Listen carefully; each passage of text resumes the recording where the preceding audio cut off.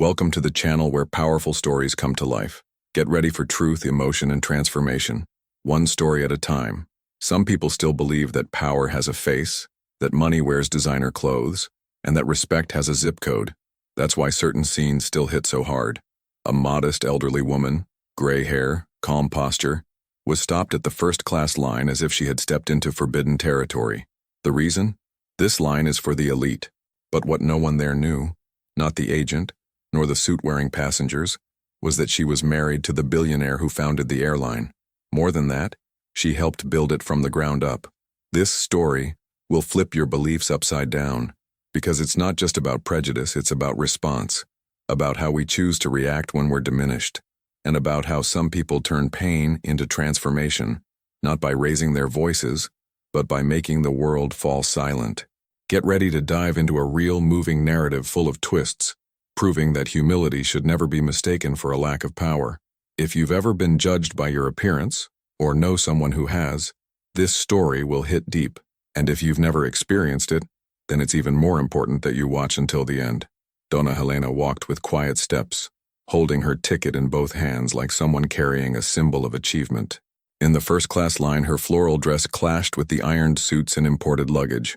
One sideways glance from the agent was enough to make reality hit. "This line is for elite passengers, ma'am." He didn't say it with words, but the tone and posture said everything. Those few words carried centuries of prejudice disguised as protocol. And the most curious part? No one said a word. Some pretended not to see. Others exchanged knowing smirks, as if the elderly woman's discomfort were just another daily scene. That's when we realize that silence is often prejudice's most cruel accomplice. How many stories have started this way? With someone being denied not because they lacked the right, but because they didn't look the part? If you've seen or lived it, you know how silent pain can cut the deepest. That's why scenes like this need more than remembrance. They need to be studied. In group talks, classrooms, boardrooms, prejudice doesn't scream. It whispers where it thinks no one's listening. And believe me, many people are being left behind because of snap judgments. Helena's story didn't start at that gate, but that's where it began to show what really matters. Helena and Fernando weren't born into privilege, far from it.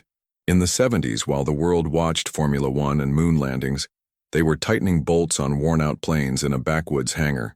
There was no glamour, but there was purpose. And there, among grease, reheated coffee, and dreams too big for their world, something stronger than any crisis was born. A true partnership. One of those stories that only make sense in hindsight. They didn't start an airline with inherited money. They built it with time, sweat, and stubborn faith. Every penny reinvested, every milestone shared. Helena handled the books while Fernando built engines. Today's golden logo? It started as a napkin sketch. And maybe that's the most beautiful part. When love walks hand in hand with resilience, it builds wings, literally. So when Helena was turned away at boarding, it wasn't just a simple woman being disrespected. It was a founder, the very soul of the company being dismissed by its own body. And that shakes any foundation. Because once you know someone's roots, you begin to understand the weight of small victories. And Helena's story was only beginning to reveal its strength. Helena didn't argue, didn't stomp her foot, didn't raise her voice. She simply lowered her eyes, took a deep breath, and walked away silently. But let me tell you, some silences scream louder than any scene. That brief, heavy moment said more than any fight ever could. What hurt the most? Not the agent's words, but the fact that no one stood up for her. Sadly, that's how many stories unfold out there. What no one noticed was the glance of the seasoned flight attendant watching from the far end of the gate. He didn't speak either, but he recognized Helena instantly. He knew who she was, knew what she had built, and maybe, having seen too many quiet injustices, he did what few would, discreetly recorded the scene and alerted corporate. Because when injustice is executed with politeness, justice must be delivered with strategy. It's remarkable how true allies appear in the most unlikely moments. And that's a powerful lesson. Never underestimate the quiet ones. Sometimes that's where the turning point begins. And the most inspiring stories are those where people choose not to retaliate with anger, but with intelligence. Because as you'll see in the next chapter, that choice changes everything. The next morning, the airline's headquarters lobby was spotless. Red carpet, glowing screens, journalists adjusting cameras. It was the company's annual investor event. But amid the profit graphs and optimistic speeches came the twist. A call to the stage for the woman who helped launch the company's first flights. And there she was, Dona Helena, the same woman who, hours earlier, had been dismissed for not looking important. And as every good story goes, the tables were about to turn. On the giant screen, the boarding gate video played. No edits, no filters. Now the shame was collective. No one could hide their discomfort. Yet no one looked away from Helena, climbing the stage with the same grace of someone who's weathered greater storms. Because that's how major shifts happen. Not with screams, but with presence. And her story was about to become a public lesson. The truth is, justice doesn't always come from a courtroom. Sometimes it happens when the truth is shown, unfiltered to those who most need to see it. And if anything became crystal clear in that auditorium, it was this. Respect doesn't wear a badge, a suit, or heels. Respect is foundational. It builds, or breaks, companies, relationships, and reputations. And the story that followed? That one could no longer be ignored. Helena held the microphone with both hands, not like an object, but like a responsibility. There was no script, no rehearsal, only truth. I'm not here to humiliate anyone, I'm here to remind you that I once served coffee too, and I always did it with respect. That's how she began. And with each line, faces in the crowd began to change. Not from fear, but from recognition. Because up there she wasn't speaking as a billionaire, she was speaking as a person. And the stories that truly move us are always told like that, heart to heart. She spoke of her humble childhood, her youth in workshops, sleepless nights balancing spreadsheets and small children. She said life taught her two things: never feel superior, and never let anyone make you feel inferior. The tears didn't come at the emotional peak. They came in the subtlest moment when she said, "The respect you give says more about you than about the other person." The phrase echoed. And in that moment, everyone in the room realized they weren't just hearing a speech, they were hearing a rare truth. Because when someone tells a story from the heart, it doesn't just convince, it transforms. And that's exactly what Helena did. She turned judgment into reflection, turned a moment of pain into a lesson for all. And there, among investors and executives, a new perspective was born, one that measures value not by appearance, but by essence. And what happened next proved this wasn't just a beautiful speech. It was the beginning of real change. The impact of what was said didn't end with applause. The board, visibly moved, called an emergency meeting, not like someone trying to put out a fire, but like those who realize they're standing at a crossroads, keep sweeping cultural failures under the rug or rewrite their principles from the ground up. What came out of that meeting was unprecedented, not a public statement or a formal apology, but a complete overhaul of the company's customer service program. Every step, every protocol, every interaction was rethought, because this wasn't about image, it was about essence. It wasn't just internal policy, it was awareness in motion. And when the president, a man of few words and many silences, stepped onto the stage and firmly said, "If we want to fly higher, we must learn to see deeper," everyone understood. A new story was beginning to be written. It didn't take long for the first outcomes to become visible. The employee who had discriminated against Helena wasn't summarily fired, as many expected, or even demanded. Instead, he was invited, yes, invited, to participate in an inclusion and awareness program. The decision sparked debate and divided opinions, but over time it proved revolutionary. It was an intensive course, with psychological support, group discussions with real people, and mentoring from those who had lived through what theory struggles to explain. The goal was clear. It's not enough to avoid prejudice. We must be actively conscious. Because those who only punish often repeat the mistake in a new form. Those who educate, transform, and stories of transformation demand courage from every side. In the company's hallways, the reaction was a mix of relief and discomfort. Relief that something was being done, not just swept under the rug. Discomfort at realizing this wasn't an isolated case. It was just the first one to be brought into the light. Many began to revisit their own behavior. Memories of unfortunate jokes, complicit silences, judgments disguised as professionalism. It was like turning on a light in a long dark room. Uncomfortable, yes, but necessary, because every true revolution starts with a difficult, and sometimes silent, decision. Little did they know that what was coming would be even more inspiring. Because some changes don't just happen behind the scenes, they go viral. The video of Helena's speech, recorded by a colleague and posted with her permission, began to spread across social media. Within days, the story appeared on news outlets, opinion videos, and WhatsApp groups. Not for its controversy, but for its depth, for the courage to respond not with outrage, but with structure, to turn pain into learning, to expose a wound, yes, but also to show the healing process. And that kind of content hits differently. It doesn't just generate likes, it sparks reflection. Soon, companies from other sectors reached out, asking to learn more about the new protocol, not as benchmarking, but as a sign. We want to change too. That's when the company realized the scope of what was unfolding. What began as a moment of prejudice became a national example of humanized service. The board then decided to create a permanent human development department focused on inclusion, active listening, and corporate empathy. More than HR policy, it became culture. Meetings began including time for personal stories. Internal campaigns were no longer just pretty phrases on bulletin boards. They came with real action. And during new employee onboarding, Helena's story became mandatory.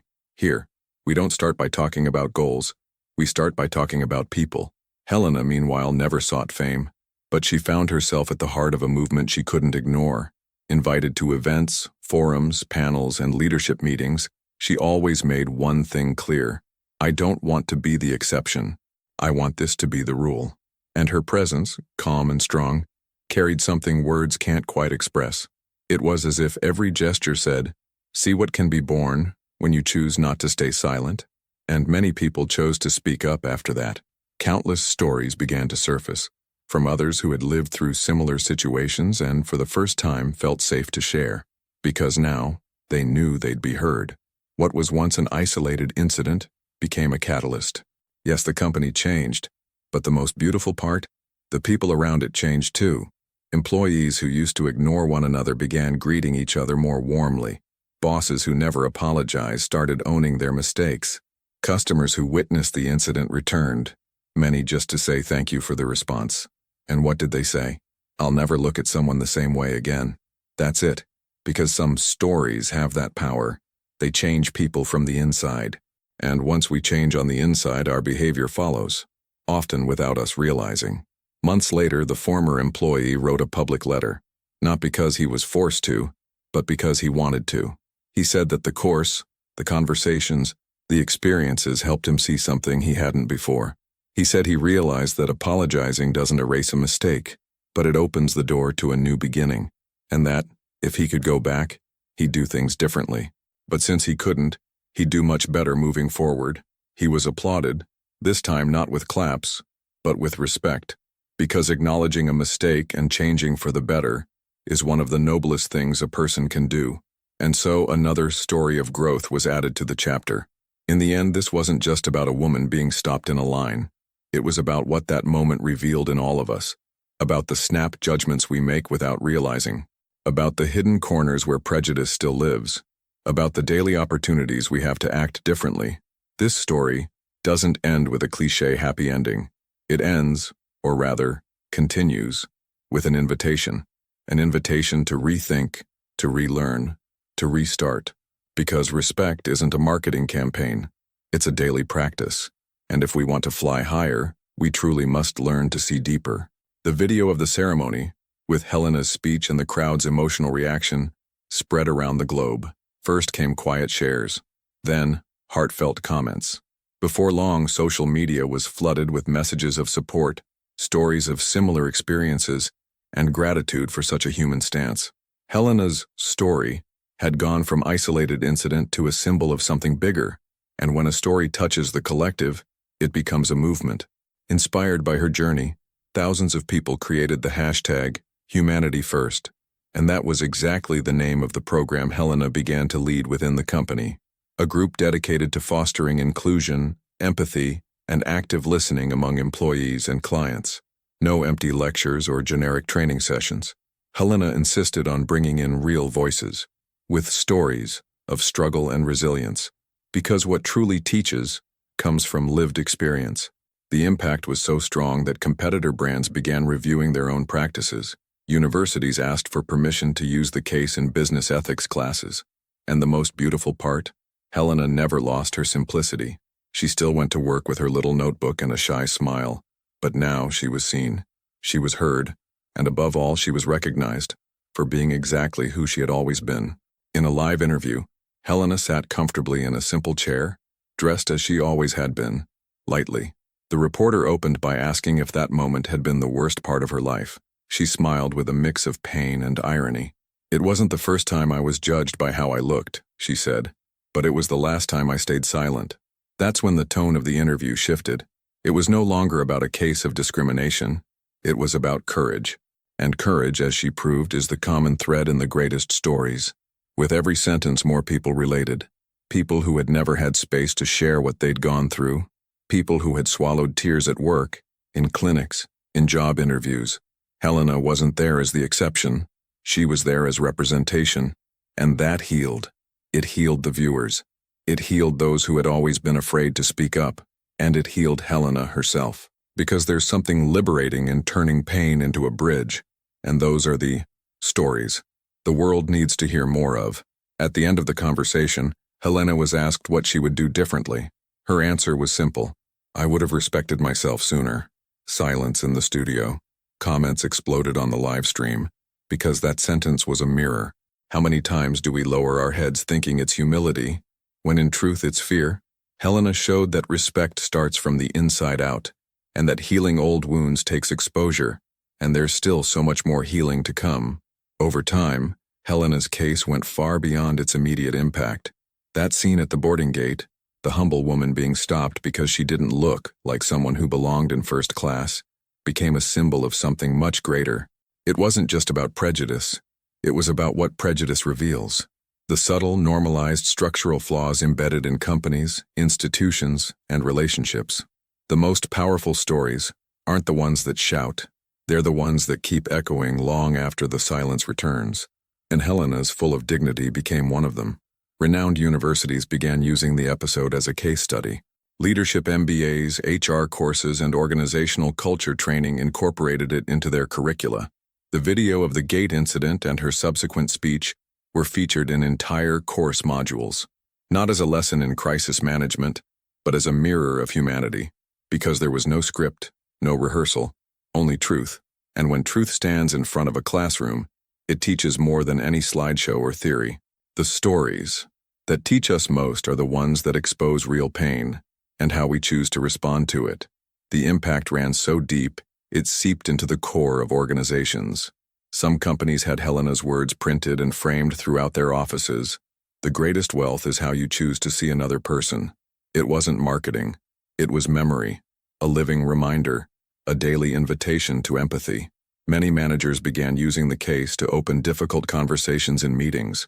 Others went further, launching listening committees, real inclusion programs, and revising their recruitment processes. The stories of transformation began to multiply. But the most beautiful changes weren't in posters or presentations.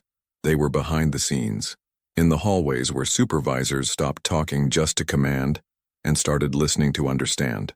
In departments where colleagues began volunteering to help one another without expecting credit. In meetings where leaders, once distant, opened up about their own failures. Because there's a difference between teaching diversity and living it. And these stories started to be lived day by day in small gestures. Helena never sought the spotlight. She didn't make a viral video or write a book, but her stance sparked a wave of internal reckoning within every company her story touched. In some places, employees spoke up, for the first time, about experiences they'd long buried in silence. In others, people who had always been invisible began to be seen, not as exceptions, but as rightful parts of the whole. The quiet courage of one woman became the spark that gave voice to thousands more. Stories that had long been stifled finally began to breathe. Months later, something remarkable happened. The airline involved in the incident, once known only for punctuality and comfort, became a symbol of human-centered leadership, not because it ignored the mistake, but because it transformed it into growth. Helena's speech became part of the onboarding for new employees. Her values were embedded into the company's core culture. And most importantly, customers began to notice, not because the ad said so, but because the service proved it. Stories of respect began to circulate among ordinary passengers. That's when it all solidified, when change stopped being initiatives and started becoming habits, when empathy stopped being training content and became natural behavior, when leaders stopped seeking blame and started building collective solutions. That company, once proud of its technical excellence, now boldly claimed its human excellence. There was no going back. Because when stories become culture, they stop being exceptions and become identity. But one final moment was still to come, and that moment sealed the transformation. In a quiet, unannounced event with no live stream, Helena was invited to visit the company's newly renovated boarding lounge, redesigned and renamed in her honor, Helena Lounge, where everyone deserves respect from the first step. As she walked down the corridor, dozens of employees stood in silence. No long speeches, just applause. Sincere, long, moving. A tribute not to fame but to character, not to status, but to integrity. Those claps marked the end of one cycle and the beginning of another. A cycle where the right stories finally took their rightful place, center stage. The airline, now a symbol of corporate empathy, launched its boldest program yet, a mentorship project for young talents from underserved communities. Its name, Wings of the Future, designed by none other than Helena herself. The goal was simple yet profound, to show those who had never been on a plane that they could one day pilot one, not just in the literal sense, but in life. And it was these stories that began filling hangars with purpose. Helena made a point of attending the sessions. She spoke with the youth, listened to their questions, shared her defeats. They used to tell me I didn't have the right profile to fly high. Lucky for me, I didn't believe them. The laughter came easily, but the message was clear. The world may judge, but you don't have to accept its verdict. And when the first mentees were hired by the airline itself, tears were inevitable. It felt like every invisible story was finally taking flight. Then one day, without warning, Helena boarded again. Same woman, same serenity, but this time, one key difference. She didn't need to show her ticket. She was welcomed with flowers, applause, and the emotional gaze of those who knew they were witnessing a living legend. And there, in first class, she sat peacefully, not to show off, but to inspire. Because some stories don't end with a period. They keep flying, in silence or in chorus. Now tell me, how many times have you judged someone based on appearance without even realizing it? How many stories have you missed out on because you let stereotypes guide your assumptions? The truth is, we've been conditioned, from a young age, to associate value with external symbols. Clothes, cars, speech titles, skin color, hairstyles. A whole web of invisible signals that, without noticing, shape our behaviors. Helena's story isn't just another isolated case of prejudice masked as protocol. It's a warning, a provocation, a mirror. She arrived alone, with her serene demeanor and modest clothing at the first-class boarding gate. She held a valid ticket, paid with her own money. But just a few seconds of silent judgment were enough to stop her, not because of a missing document or improper behavior, but because of an assumption. The unfounded idea that she didn't belong there. The attendant, who barely glanced at her, was quick to assume a mistake, that the ticket wasn't hers, that she had picked the wrong line, or worse, that she was trying to cheat the system. And it was in that moment that a story began, not just in Helena's life, but in ours too, because witnessing that, even from afar, stirs something. It reminds us of times we've been underestimated, or, if we're honest, when we've underestimated someone else. And then comes the question no one likes to face. How many times have you done the same? How many good pieces of advice did you ignore because they came from someone you judged as lesser? How many doors did you fail to open, or help to close, because you judged the cover and forgot to seek the content? The most powerful stories in life rarely arrive wearing a badge. They show up quietly, sometimes silently, asking for permission to exist. Helena didn't shout, didn't cause a scene, didn't retaliate with aggression. She simply looked the attendant in the eye and asked with utmost calm, "Would you please check my ticket again, sir?" And in that one sentence, full of grace and restrained pain, there was an entire world of meaning, a living reminder that dignity doesn't depend on appearance. It depends on presence, on inner strength, on knowing your worth. The most surprising part, Helena was the widow of one of the airline's largest shareholders. And while that detail certainly shook up the company's internal structure afterward, it wasn't the point. The real lesson was this. The respect she deserved should never have depended on her husband's status, but on her identity alone. And that's one of the stories that lays bare the contradictions still entrenched in our society. What happened at that airport made waves. Internally, the company had to reevaluate its protocols, rethink its training, launch awareness campaigns, and more than that, it had to listen. Listen to other stories like Helena's, long silenced, because as she wrote in a letter to the board, this case is not an exception, it's a symptom, and it must be treated as such.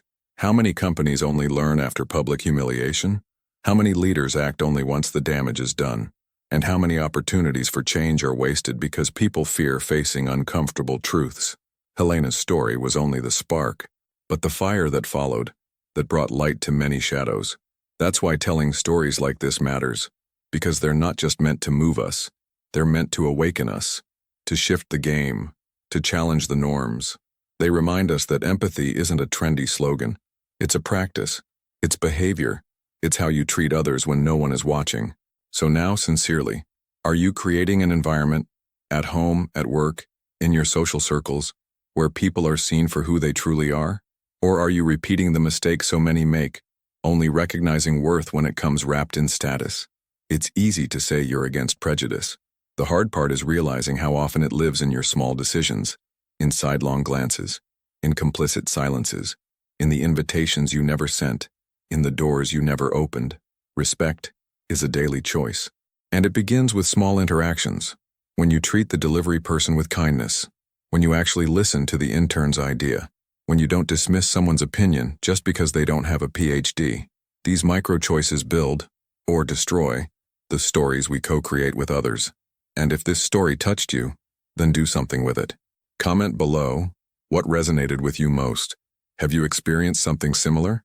Have you ever felt like Helena, or like the attendant? Share with us, not because we need views, but because the world needs to listen, to exchange, to transform. Subscribe to the channel, turn on notifications, and join us in changing the world, one story at a time. Because in the end, it's these stories that reveal who we are and who we still have the potential to become.